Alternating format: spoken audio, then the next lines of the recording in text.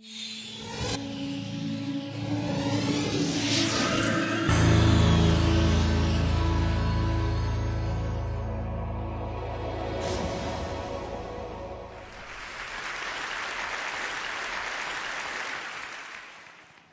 is going to be the future of learning?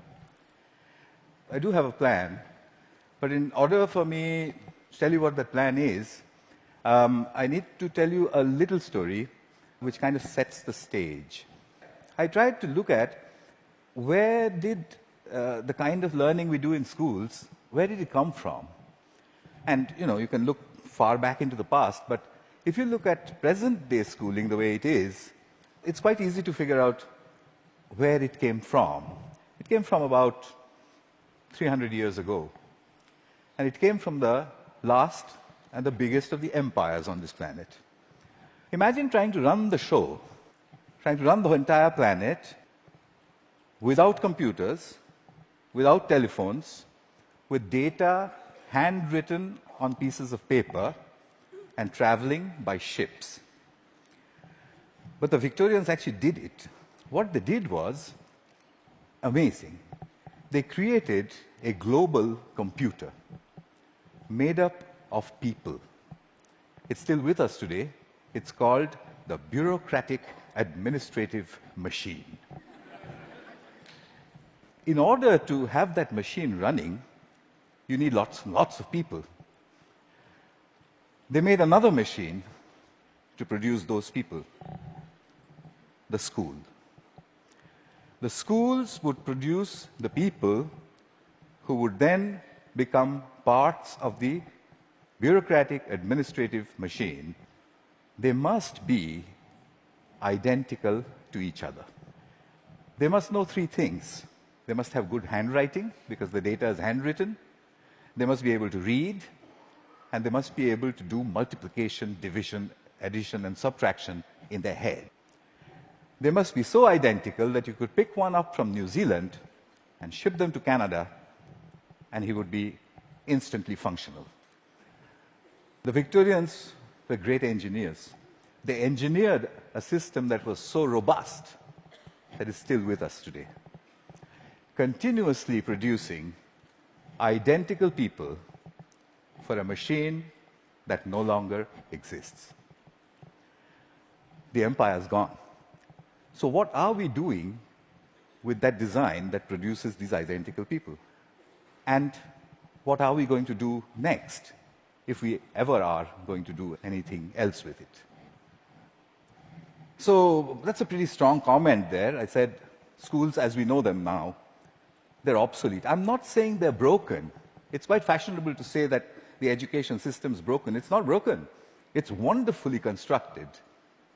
It's just that we don't need it anymore. It's outdated. What's the kind of jobs that we have today? Well, the clerks are the computers. They're there in thousands in every office. And you have people who guide those computers to do their clerical jobs. Those people don't need to be able to write beautifully by hand. They don't need to be able to multiply numbers in their heads. They do need to be able to read. In fact, they need to be able to read discerningly. Well, that's today. But we don't even know what the jobs of the future are going to look like.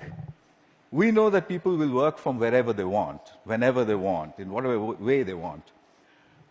How is present-day schooling going to prepare them for that world?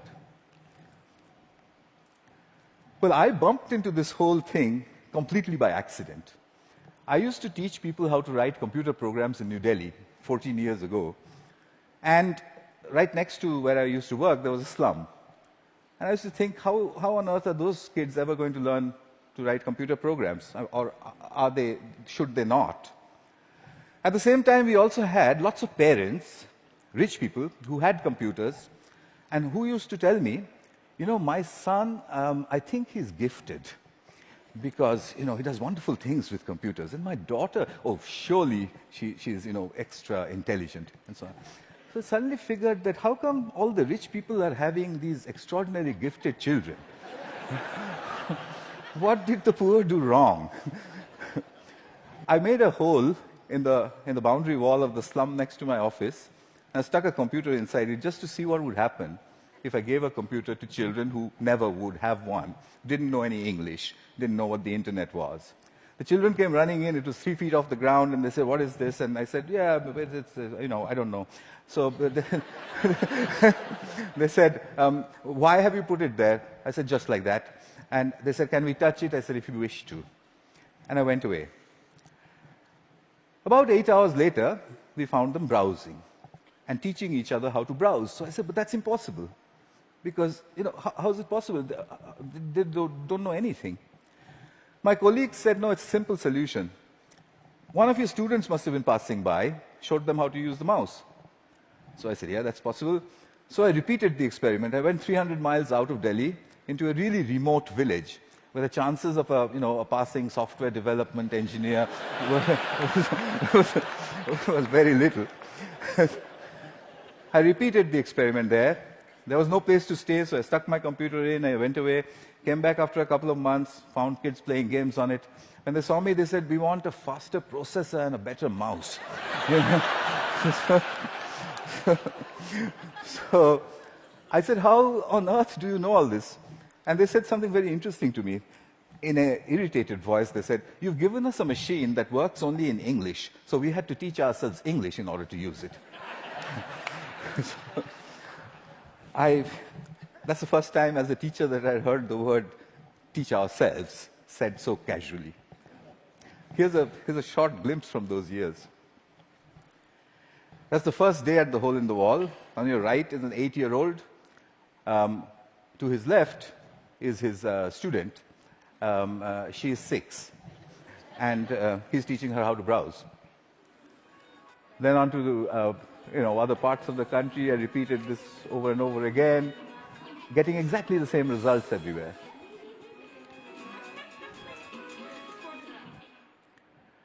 An 8-year-old telling his elder sister what to do.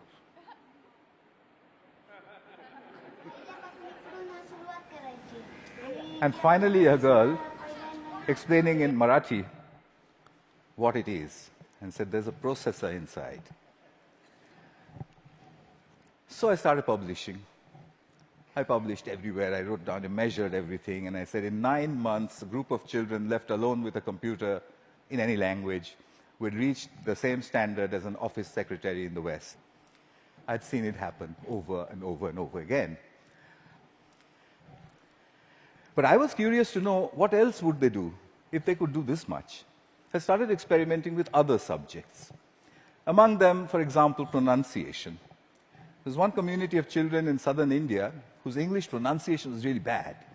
And they needed good pronunciation because that would improve their jobs. I gave them a speech-to-text engine in a computer. And I said, "Keep talking into it until it types what you say." Okay.